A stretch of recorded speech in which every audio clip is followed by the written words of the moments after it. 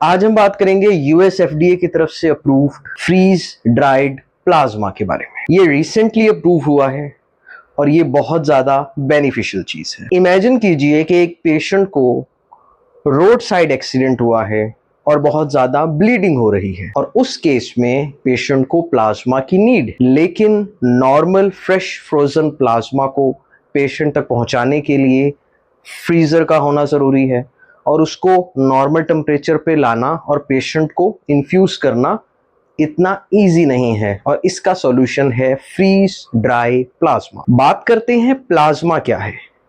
हमारे ब्लड के दो कंपोनेंट हैं, एक सेल्स जिसमें red blood cells, white blood cells और प्लेटलेट हैं, और दूसरा पोर्शन है प्लाज्मा जिसमें प्रोटीन्स, एंटीबॉडीज और क्लॉटिंग फैक्टर्स हैं जो इंपॉर्टेंट है हमारे क्लॉट्स को बनाने में, हमारी ब्लीडिंग को रोकने में। नॉर्मली हॉस्पिटल में ब्लड से प्लाज्मा को स्टोर किया जाता है फ्रीजर में फ्रेश फ्रोजन प्लाज्मा की फॉर्म में। ड्राइड फ्रीज प्लाज्मा को बनाने के लिए उस फ्रेश फ्रोजन प्लाज्मा को वैक्यूम क्रिएट करके उसके वाटर को वेपोराइज किया जाता है ताकि जो प्लाज्मा है वो हमारे पास ड्राई फॉर्म में आ जाए और वो 2 से 25 डिग्री सेंटीग्रेड पर स्टेबल हो जाए। इस तरह लाइफ सेविंग प्लाज्मा को इजीली हम लोग उन एरियाज में ट्रांसपोर्ट कर सकते हैं जहां नॉर्मल फ्रेश फ्रोजन प्लाज्मा को ट्रांसपोर्ट करना मुश्किल है, जैसे रिमोट एरियाज,